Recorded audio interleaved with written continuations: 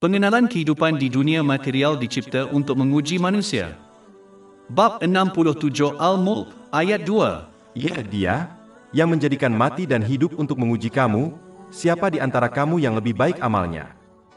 Kerana tujuan ini dunia material telah diciptakan dengan banyak kesibukan dan gangguan yang menghalang seseorang daripada tunduk patuh kepada Allah Ta'ala, dengan menunaikan perintahnya, menjauhi larangannya dan dengan menghadapi takdir dengan sabar. Gangguan ini boleh dikurangkan kepada 4 halangan utama yang akan dibincangkan secara ringkas dalam buku pendek ini. Dengan mengelak dan mengatasi halangan-halangan besar ini, seorang Muslim akan mencapai akhlak mulia. Menurut hadis yang terdapat dalam Jami' At-Tirmizi, nombor 2003, Nabi Muhammad SAW telah menasihati bahawa perkara yang paling berat dalam timbangan hari kiamat ialah akhlak mulia. Ia adalah salah satu sifat Nabi Muhammad SAW yang dipuji oleh Allah Ta'ala dalam surah 68 Al-Qalam, ayat 4 Al-Quran. Dan sesungguhnya kamu mempunyai akhlak yang agung. Oleh itu, adalah menjadi kewajipan ke atas semua umat Islam untuk mendapatkan dan bertindak berdasarkan ajaran Al-Quran dan tradisi Nabi Muhammad SAW untuk mencapai akhlak mulia. Harapan palsu halangan besar seterusnya kepada ketaatan kepada Allah yang Maha Tinggi adalah mempunyai harapan palsu untuk umur yang panjang. Ia adalah satu sifat yang amat tercela kerana ia merupakan punca utama seorang Muslim mengutamakan mengumpul dunia material daripada persediaan untuk akhirat.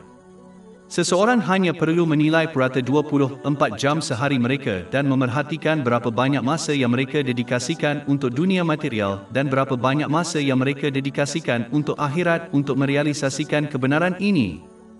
Sebenarnya, mempunyai harapan palsu untuk umur yang panjang adalah salah satu senjata terkuat yang digunakan oleh iblis untuk menyesatkan manusia.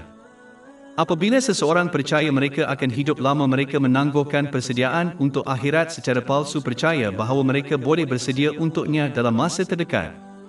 Dalam kebanyakan kes, masa terdekat ini tidak pernah datang dan seseorang itu meninggal dunia tanpa persediaan yang secukupnya untuk akhirat.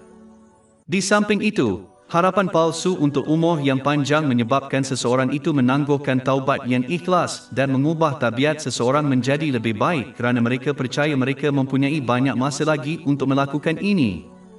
Ia menggalakkan seseorang untuk menimbun barang-barang dunia material ini, seperti kekayaan, kerana ia meyakinkan mereka bahawa mereka akan memerlukan perkara-perkara ini semasa hayat mereka yang panjang di bumi. Syaitan menakut-nakutkan orang untuk berfikir bahawa mereka mesti menimbun kekayaan untuk hari tua mereka kerana mereka mungkin tidak menemui sesiapa pun untuk menyokong mereka apabila mereka menjadi lemah secara fizikal dan oleh itu tidak boleh lagi bekerja untuk diri mereka sendiri. Mereka lupa bahawa dengan cara yang sama Allah Ta'ala menjaga rezeki mereka semasa mereka masih muda, Dia akan memberi mereka rezeki di masa tua juga. Sebenarnya, peruntukan penciptaan telah diperuntukkan selama 50,000 tahun sebelum penciptaan langit dan bumi. Ini ditegaskan dalam hadis yang terdapat dalam Sahih Muslim, nombor 6748. Anehnya bagaimana seseorang itu akan mendedikasikan 40 tahun simpanan hidupnya untuk persaraan mereka yang jarang sekali bertahan lebih daripada 20 tahun tetapi gagal membuat persediaan yang sama untuk yang kekal abadi. Akhirat. Islam tidak mengajar umat Islam untuk tidak menyediakan apa-apa untuk dunia. Tidak rugi menabung untuk masa terdekat asalkan keutamaan diutamakan untuk akhirat. Walaupun orang mengakui mereka mungkin mati pada bila-bila masa, tetapi ada yang bersikap seolah-olah mereka akan hidup selama-lamanya di dunia ini. Malah hingga ke tahap bahawa jika mereka diberi janji kehidupan kekal di bumi, mereka tidak akan dapat berusaha lebih keras untuk mengumpulkan lebih banyak dunia material kerana sekatan siang dan malam. Berapa ramai orang telah meninggal dunia lebih awal daripada jangkaan? Dan berapa ramai yang belajar daripada ini dan mengubah tingkah laku mereka? Pada hakikatnya, salah satu kesakitan yang paling besar yang akan dirasai oleh seseorang ketika kematian atau mana-mana peringkat akhirat adalah penyesalan kerana melengahkan persiapan mereka untuk akhirat. Surah 63 Al-Munafikun, ayat 10-11. Dan belanjakanlah di jalan Allah sebahagian dari rezeki yang kami berikan kepadamu sebelum kematian datang kepada salah seorang di antara kamu, lalu dia berkata, Ya Tuhanku, sekiranya Engkau menangguhkan kematianku sebentar lagi, maka aku dapat bersedekah dan aku termasuk orang-orang yang saleh. Tetapi Allah sekali-kali tidak akan menangguhkan jiwa seseorang apabila telah tiba masanya. Dan Allah Maha mengetahui apa yang kamu kerjakan. Seseorang akan dilabel bodoh jika mereka mendedikasikan lebih banyak masa dan harta untuk rumah yang mereka hanya akan diami untuk sementara waktu berbanding dengan rumah yang mereka rancang untuk didiami untuk jangka masa yang sangat lama. Inilah contoh mengutamakan dunia duniawi daripada akhirat yang kekal abadi. Umat Islam sepatutnya bekerja untuk dunia dan akhirat, tetapi ketahuilah bahawa kematian tidak datang kepada seseorang pada masa, keadaan atau umur yang mereka ketahui, tetapi ia pasti akan datang. Oleh itu, persiapan untuknya dan apa yang membawanya harus diutamakan daripada persiapan untuk masa depan di dunia ini yang belum pasti berlaku. Kejahilan gangguan pertama yang menghalang seseorang daripada tunduk kepada ketaatan kepada Allah Ta'ala adalah kejahilan. Ia boleh dikatakan bahawa ia adalah asal-usul setiap dosa kerana orang yang benar-benar mengetahui akibat dosa tidak akan pernah melakukannya.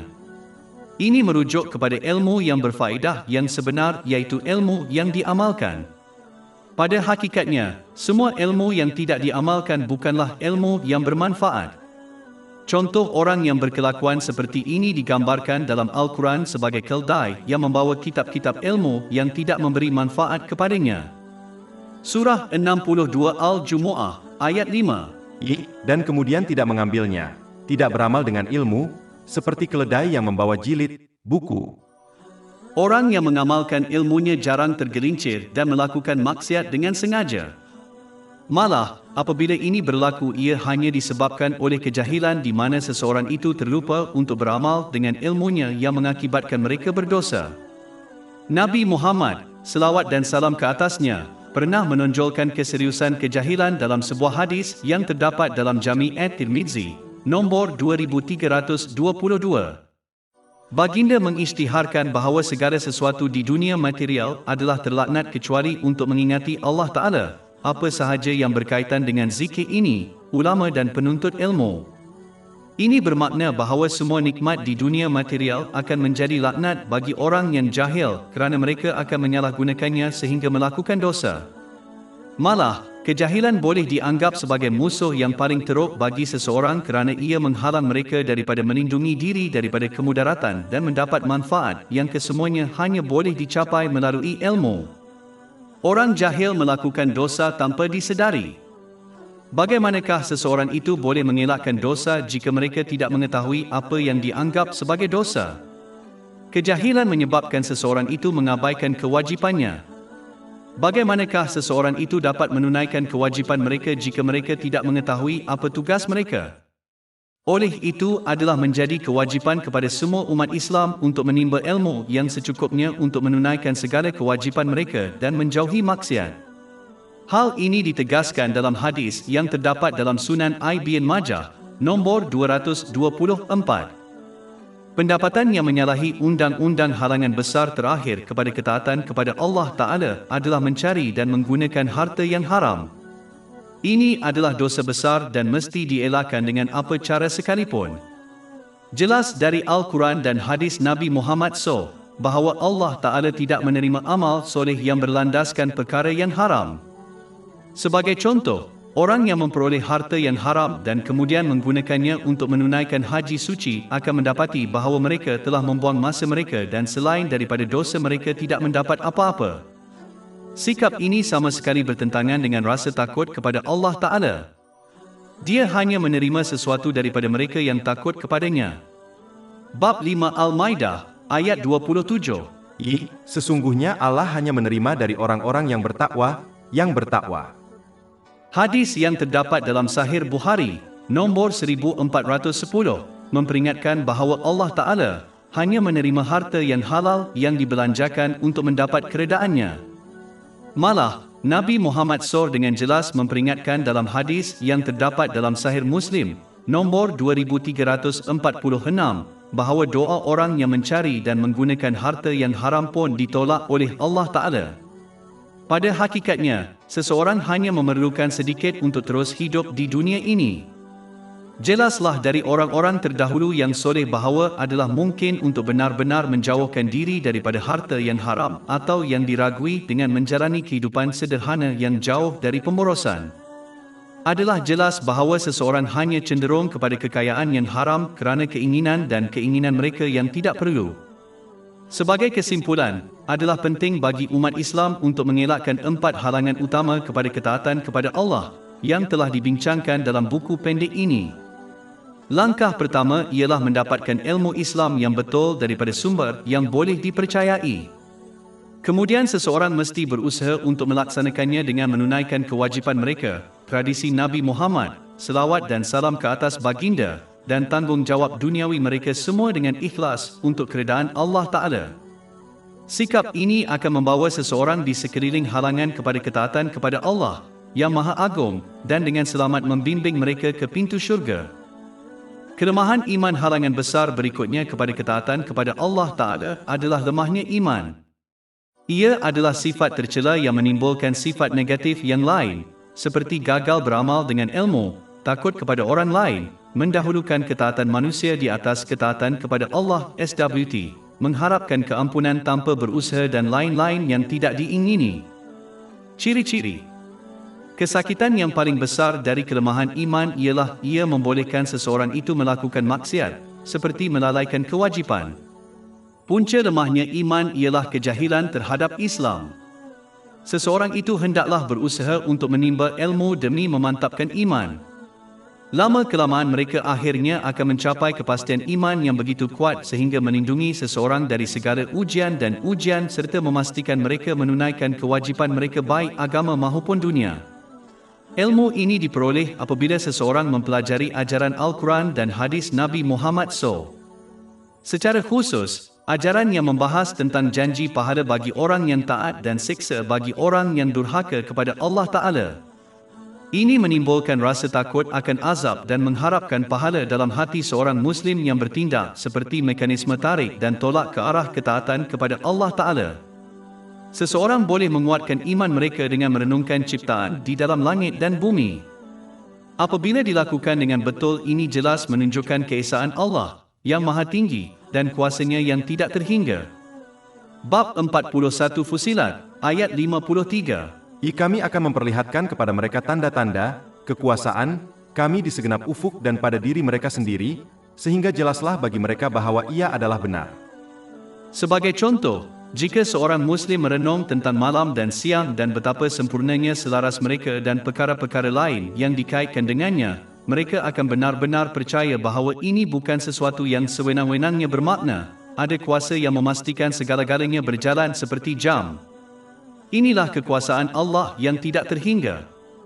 Di samping itu, jika seseorang merenungkan masa yang tepat untuk malam dan siang, mereka akan menyedari dengan jelas ia menunjukkan bahawa hanya ada satu Tuhan, iaitu Allah yang Maha Tinggi. Jika ada lebih daripada satu Tuhan, setiap Tuhan akan menghendaki malam dan siang berlaku mengikut keinginan mereka sendiri. Ini akan membawa kepada kekacauan yang teruk kerana satu Tuhan mungkin menghendaki matahari terbit manakala Tuhan yang lain mungkin menginginkan malam itu diteruskan. Sistem sempurna tanpa gangguan yang terdapat dalam alam semesta membuktikan hanya ada satu Tuhan, iaitu Allah yang Maha Tinggi. Surah 21 Al-Anbiya, ayat 22. Sekiranya ada pada mereka, langit dan bumi, Tuhan-Tuhan selain Allah, tentulah keduanya telah binasa. Satu lagi perkara yang dapat menguatkan iman seseorang ialah istiqamah dalam mengerjakan amal soleh dan menjauhi segala dosa. Kerana iman adalah kepercayaan yang disokong oleh tindakan, ia menjadi lemah apabila dosa dilakukan dan bertambah kuat apabila amal kebaikan dilakukan. Sebagai contoh, Nabi Muhammad, selawat dan salam ke atasnya, pernah memberi amaran dalam hadis yang terdapat dalam Sunan An-Nasai, nombor 5662, bahawa seorang Muslim tidak beriman apabila mereka minum arak,